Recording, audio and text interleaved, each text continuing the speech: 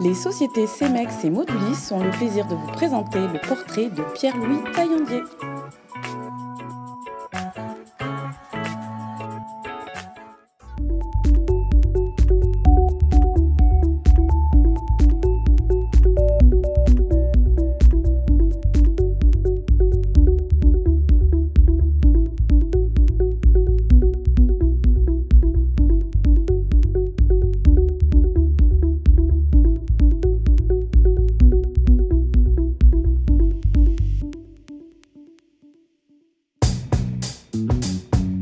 Bonjour, bienvenue sur Kansei, décidément les portraits sous la pluie. Aujourd'hui, l'agence Taillandier.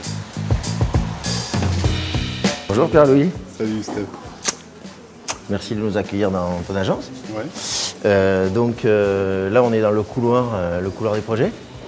Ouais, c'est, si tu veux, l'agence est un peu organisée d'une façon muséographique. C'est pas que le couloir des projets, c'est aussi un lieu de support. Tu as un rail au-dessus où on peut accrocher des œuvres d'art. Ouais. Peut-être qu'on exposera Stéphane Deligny une fois, ça serait sympa.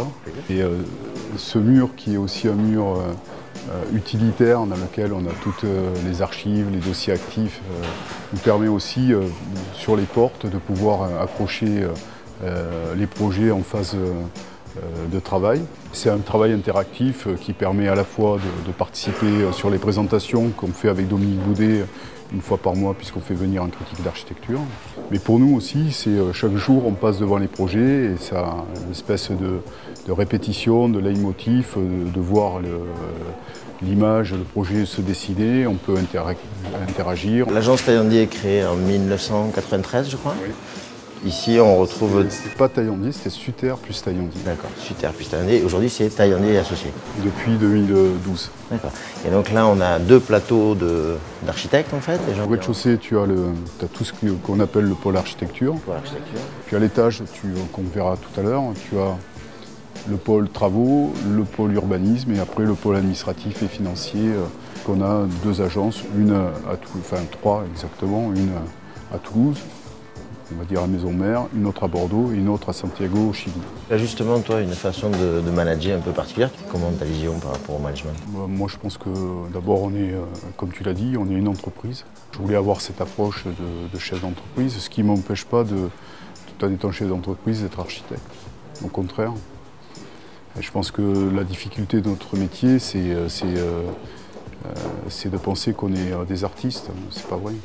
On est à la fois des techniciens, à la fois des artistes, mais on a surtout un métier de service. Pour revenir sur le volet urbanistique, on va dire, la particularité de l'agence aussi, c'est que tu as développé... Oui, ça fait un moment. On a développé depuis 2012 un pôle urbanisme autour d'Emmanuel Perrault-Desgachons qui doit être à Bordeaux là aujourd'hui, qui est aussi un de mes jeunes associés bordelais. On a un urbanisme de projet, on va dire, réaliste. Donc, ce qui nous permet de faire de l'urbanisme avec une réelle vision de ce qu'on va construire derrière. C'est quoi la différence là? C'est la suite de l'agence ou il y a des particularités? C'est que chaque service travaille avec tous les services. C'est un peu notre marque de fabrique. Nous, on est sur, quand je te parlais d'urbanisme, on a un urbanisme opérationnel et on est vraiment dans l'usage de la fonctionnalité et du service. Donc sur toutes les phases du projet, on sait ce qu'on dessine, ce que ça coûte pour arriver à un projet au bout qui soit dans les clous de ce que nous a demandé notre client. Jusque-là, c'est le pôle travaux. Et puis ici, on est sur le pôle urbanisme. Les deux sont quand même liés, mais avec une vraie spécificité sur les études. Nous, on a cette double culture et qu'on revendique, savoir faire du concours pour le public, mais travailler avec le privé. Donc cette double culture nous permet aujourd'hui d'être encore plus réactifs et facilitateur pour les uns comme pour les autres, à savoir pour le public ou pour le privé, vraiment de travailler dans cet univers qui est quand même intimement imbriqué et qui le sera de plus en plus économiquement. Tu aimes bien que l'agence soit curieuse, tu aimes bien qu'elle comprenne le projet, le décideur? On est curieux, on est on est réactif. On est le service des urgences. Nous, on prend tous les projets, comme dans les urgences, on reçoit les malades, et puis on voit le degré d'urgence du projet. Le meilleur exemple que je puisse te donner, c'est Val Tolosa. 14 ans de projet, on sait qu'on va le construire maintenant. Et il y a eu des phases pendant 1 an où il ne s'est rien passé, et puis hop, pendant 2 mois, il fallait bosser sur un projet qui fait 120 000 m². C'est la réalité de l'architecture aujourd'hui, du monde dans lequel on vit. Particularité du décideur que tu es, c'est, je crois que tu as eu l'occasion d'être un sportif de haut niveau, la boxe je crois, c'est particulier. Tu en as tiré quoi de cette expérience-là par rapport à aujourd'hui? Un sport comme la boxe, c'est d'abord l'exigence, donc le travail, l'humilité, voilà, parce que quand tu montes sur le ring, tu as un adversaire et si tu ne le respectes pas, tu peux vraiment le payer cher. Et après, apprendre à être patient, c'est-à-dire qu'effectivement, quand tu as les coups qui pleuvent, que ça ne se passe pas bien, c'est souvent le cas dans notre métier, des refus de permis, des difficultés. Comme en boxe, tu lèves les poings, tu attends que ça passe, et puis à un moment donné, tu peux avoir l'éclaircie et renverser le cours du jeu. Très bien, on continuera cette discussion, puisqu'on va passer la journée ensemble, on va aller voir des réalisations, et si le temps nous le permet, des projets. Oui, oui. Allez, on y va. Donc là, Pierre-Louis, nous sommes à la Caisse d'épargne, hein, on n'est pas dans une galerie, enfin on va en reparler. Donc on est au 42 de la rue du Languedoc. Lorsque tu arrives sur ce bâtiment, tu as un bâtiment existant, hein, c'est ça sur laquelle Exactement, où il y a l'agence bancaire qui était étalée jusqu'ici. Ce qui m'intéresse, c'est cette façade quand même qui est une réussite totale. On a décidé de travailler avec l'inox microbillet. Ensuite, le bâtiment est orienté est-ouest, donc il fallait aussi se protéger du soleil. Donc on a désolidarisé cette double peau qui permet de protéger d'est-ouest le rayonnement du soleil. Et puis on a agrémenté un travail de mouche à rabier et on a fait intervenir un artiste qui s'appelle Gérard Tinet et les choses prennent forme un peu comme une mayonnaise qui commence à monter tranquillement. Cette interaction entre des salariés qui travaillent sur le lieu, qui entendent parler de la fondation puisque leur entreprise est partenaire et créatrice de cette fondation, peuvent aujourd'hui en bénéficier pleinement. L'art et l'entreprise, tout un programme. On va voir les bureaux. Donc là, nous sommes dans la galerie, c'est ça? Oui, c'est une galerie de transition qui permet de relier la partie existante historique à la partie nouvellement créée du bâtiment. Tu arrives ici, la densité est de 3000 m², c'est ça? Oui, tout à fait. Tu la passes à 6000 m². Avec les règles du PLU, il y avait 10% d'emprise libre, donc ce qui correspond au vide que tu peux voir par rapport aux 2 patios qui sont de part et d'autre, qui permettent aussi d'éclairer naturellement les bureaux, soit en premier jour, soit en deuxième jour, comme tu as sur cette galerie. Alors, tu parles du toit comme une 5e façade? C'est pas nouveau, je veux dire, le toit comme 5e façade, c'est souvent évoqué.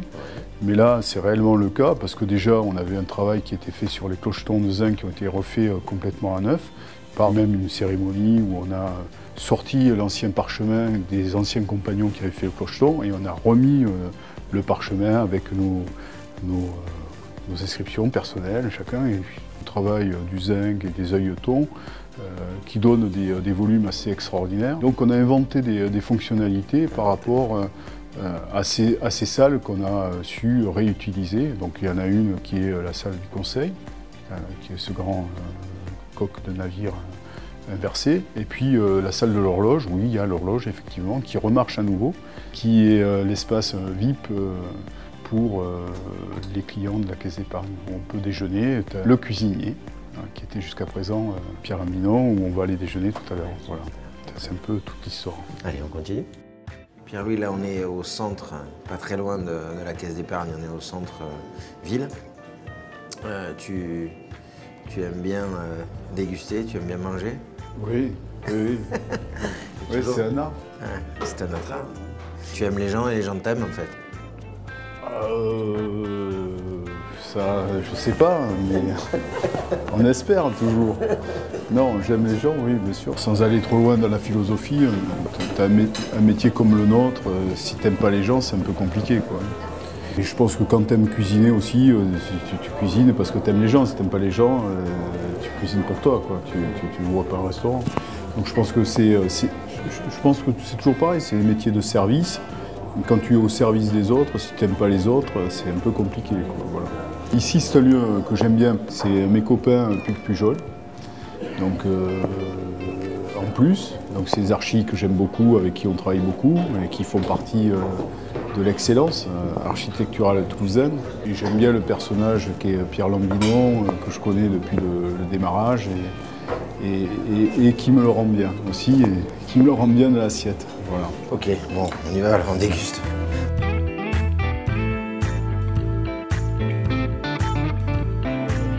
Pierre-Louis nous a permis de découvrir ce lieu que nous connaissions déjà. On vient de passer un excellent moment. Pierre-Louis nous décrit votre œuvre un peu en venant déguster à chaque fois. Est-ce que vous avez le temps, vous prenez le temps de connaître ses œuvres à lui? Je sais à peu près sur la ville, sur Toulouse, hein, les environs, je sais à peu près ce qu'il a fait. Et ce que d'autres architectes ont fait. Mais après, il prend plus lui le temps de venir chez moi que ce que moi je regarde ce qu'il fait chez lui. En tout cas, merci de nous avoir accueillis, nous sommes régalés. On va continuer notre route puisque juste derrière nous avons la Garonnette sur un projet que tu as fait, donc que tu vas nous présenter. Projet de logement. Voilà. Donc on va digérer en même temps. Voilà, impeccable. Donc Pierre-Louis, là on est au centre-ville, toujours dans le quartier de la Garonnette. Donc on est dans le projet d'un client privé. Oui. Qui achète quoi, une dent creuse, c'est comme ça? Oui, c'est ça. Il y avait des garages, et donc une potentialité constructive. Et il veut réaliser un investissement patrimonial. Exercice assez difficile, contraint. Façade très étroite, donc avec des appartements qui vont être hyper intéressants parce que la parcelle ne nous permet pas de pouvoir faire des choses traditionnelles. Donc on est sur des logements très spécifiques. On va découvrir à l'intérieur. Donc on est dans le cadre de Bâtiments de France qui facilite en fait l'avancée architecturale d'un projet comme ça. Oui, c'est un peu le même cas de figure qu'on a retrouvé à la Caisse d'épargne, hein. Je veux dire, c'est un projet pas anodin sur l'écriture. Peut-être plus facile ici, puisqu'il n'y a pas de sauvegarde du patrimoine, on a des hangars qui n'ont aucun intérêt. Mais on est dans un cadre quand même très fort du patrimoine toulousain, qui est la Garonnette. Quand on fait ce genre de bâtiment très monolithique en Corten, il faut qu'on ait une adhésion et qu'on ne se trompe pas. Là, on démarre le premier étage à une hauteur importante parce que risque d'inondation. Oui, voilà, on est dans l'ancien bras de la Garonne, dit la Garonnette, où tu avais les moulins Narbonnais qui tournaient, asséchés depuis plusieurs années. Un grand bâtiment public maintenant, on va découvrir. Il y a une grosse particularité, deux fonctions. Ouais, c'est quelque chose d'assez exceptionnel, c'est-à-dire que c'est le chaud et le froid. C'est le froid de la patinoire qui sert à faire du chaud pour la piscine, et le chaud de la piscine sert à faire du froid pour la patinoire. Génial, on voit. Pierre-Louis, donc là ici on est dans le quartier des Argoulets, à la piscine Alex Jani, c'est ça? C'est ça. Donc là, l'enjeu de ce projet, c'était de mixer deux vies dans un complexe. Oui. Qu'est-ce que... C'est deux programmes totalement différents. D'un côté, une patinoire qui a une certaine emprise, une volumétrie, patinoire olympique avec 900 places. Et d'autre côté, un complexe aquatique classique qui peut vendre de quartier, bassin de 25 mètres, bassin d'apprentissage et des gradins aussi pour des compétitions mineures, puisque là on n'est pas dans un bassin olympique. Faire les deux, c'était vraiment une première. Dans une parcelle qui était extrêmement contrainte, donc il fallait faire preuve d'économie, de moyens et avec une dimension haute qualité environnementale. Donc il y a eu un gros travail de fait entre la conception des ingénieurs et nous-mêmes pour vraiment faire cohabiter les deux. Et cette structure, c'était une performance déjà? Pour passer des grandes distances avec une superstructure, c'est une des réponses qu'on peut faire. D'ailleurs, c'est une des réponses qu'on a fait pour le parc des expositions, où on est passé en structure tridimensionnelle. On voit suspendu des couleurs, puisque la couleur a été travaillée en partenariat. C'est Gérard Quinet qui a été mon prof à l'école d'architecture en première année. Donc, Gérard vient avec son œil de plasticien agrémenter nos projets. Double fonction là, lumière, enfin couleur et aussi acoustique. Oui, tout à fait. On est quand même dans un espace ludique, on le voit, il y a un petit bassin d'apprentissage, une pataugeoire pour les enfants. Donc on est dans un environnement assez serein, puis quelques touches de couleur pour rappeler qu'on est aussi dans un environnement ludique. On va chausser les patins? Ouais, vous? Pas moi. Donc en quelques mètres traversant, on se retrouve avec moins 13 degrés?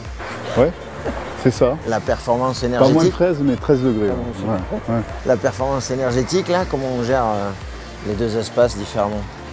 Ah bah tu verras, on a ce qu'on appelle des échangeurs à plaques. Il y a un gros système qu'on ne voit pas apparaître, qui est tout caché à la fois dans le toit et à la fois dans le sous-sol, et qui fait l'interface. Tu disais la structure, c'est la même visuellement, sauf que les sections ne sont pas les mêmes, sauf que... Ouais, la hauteur de la poutre est plus importante, puisqu'on doit franchir une portée plus importante. Donc c'est l'intérêt de ce genre de structure. Et puis l'autre intérêt, c'est que bon, tu es dans une patinoire, tu es quand même dans un lieu ludique, mais tu as des haut-parleurs, tu as toutes les reprises d'air, la lumière. Donc tu peux intégrer tous ces éléments techniques dans on va dire, cet espace technique tridimensionnel. Dans l'acoustique de là-bas, qui sont des blocs suspendus, là, c'est fait par... Ouais, mais là d'autre côté, on avait l'ouverture sur le parc, donc la lumière naturelle, mais le verre, l'eau, le carrelage, tout est réverbérant. Bon, ici, on a quand même la glace qui est réverbérante, mais on ne peut pas s'ouvrir, sinon c'est trop compliqué de maintenir à 13 degrés. Donc il faut qu'on soit vraiment bien isolé, et là on peut justement traiter en acoustique plus facilement. Impressionnant, non? Incroyable de se retrouver face à une œuvre qu'on a... Non, c'est une patinoire, c'est pas... Oui, non, une patinoire, ouais, c'est pas neutre, surtout à Toulouse, quoi. Et c'est vrai que c'est un peu exceptionnel, c'est des programmes dans la vie d'un architecte sur lesquels on n'est pas confronté. Puis en plus, c'est une patinoire olympique, donc il peut y avoir des compétitions de niveau international dans ce lieu. Donc après avoir vu tous ces grands projets, tu nous as proposé d'aller voir un petit truc plus intime, on va pouvoir conclure ensemble. Ouais, c'est un petit primeur qui fait épicerie fine, et un peu restauration, caviste. C'est un bel endroit là sur la place principale de Balma. J'imagine toujours aussi intéressant en émotion. On y va? Ouais, on y va. Donc nous voilà, Pierre-Louis, dans un projet à une échelle plus... Ah oui, modeste. D'après ce qu'on a vu, oui. Ouais. Un petit aménagement où on a travaillé par amitié pour un promoteur qui aimait beaucoup Benoît et Cathy. Et puis il avait raison, parce que c'est deux personnes qui sont très attachantes. Et bon, voilà, maintenant c'est devenu plus que des clients, c'est des amis. J'aime beaucoup le lieu, j'aime bien les personnages, mais j'aime bien aussi le cadre dans lequel on est. Ce lieu urbain qui n'en était pas un, qui a été créé par Véronique Joffre, et je trouve que ce côté vernaculaire et contemporain me parle beaucoup. Pierre-Louis, donc on a passé une journée ensemble. Si je devais faire un petit résumé avant que tu ne le fasses, je trouve que tu viens de le résumer en quelques mots. L'amitié, faire confiance à des gens autour de toi, parce que on s'aperçoit qu'il y a pas mal de consultants que tu sais utiliser en reconnaissant que c'est le cumul de compétences qui font la valeur d'un projet. Ouais, tout à fait, ouais. Même avec mes collaborateurs. Je veux dire, nous, on évolue en 50 salariés à l'agence. Je veux dire, tu as entendu ce que disait Pierre à un moment donné. Il dit, moi, je suis au bout de la chaîne, quoi. Voilà. Donc, il était au début. Et puis après, entre-temps, il y a tout un tas de personnes qui interviennent. Et lui, il est là pour contrôler si ça se passe dans ce qu'il veut, ce qu'il souhaite. Et je veux dire, sans les autres, on n'est rien, quoi. Petite question avant de nous quitter, qui intéresse, j'imagine, un peu tous nos internautes, c'est un petit peu de news du Parc des Expos. Ouais. Malgré tout, c'est un petit projet celui-là aussi. Ouais, partagé. Que par des petits architectes, bien sûr. Non. Donc c'est ce que je voulais dire. Le mandataire est le plus grand architecte du XXIe siècle. Ça, c'est une grande joie de pouvoir participer. Alors, j'allais dire co-signer, c'est prétentieux, mais participer avec Rem Koolhaas, pour moi, qui sera l'équivalent du Corbusier. Enfin, c'est pas moi qui le déciderai, hein, c'est l'histoire. Mais je pense que déjà, c'est bien parti pour. C'est un grand monsieur, c'est un grand projet qui s'inscrit dans la continuité de la vie politique et métropolitaine de notre agglomération. Pierre-Louis, merci pour cette simplicité, ce que tu dégages, ce que tu nous as donné, surtout toute la journée, aux techniciens de conseil et à moi, en termes d'accès aux choses et de visite, puisqu'on a pu apprendre un petit peu plus ce qui se passait à Toulouse, ce qui s'était passé. Et j'avoue que passer d'une piscine à une patinoire, à un toit, à aussi bien une banque que tout ce que nous avons pu visiter aujourd'hui, et aussi bien sûr au resto. Merci à vous. Et à très bientôt. Agréable. Merci. À bientôt.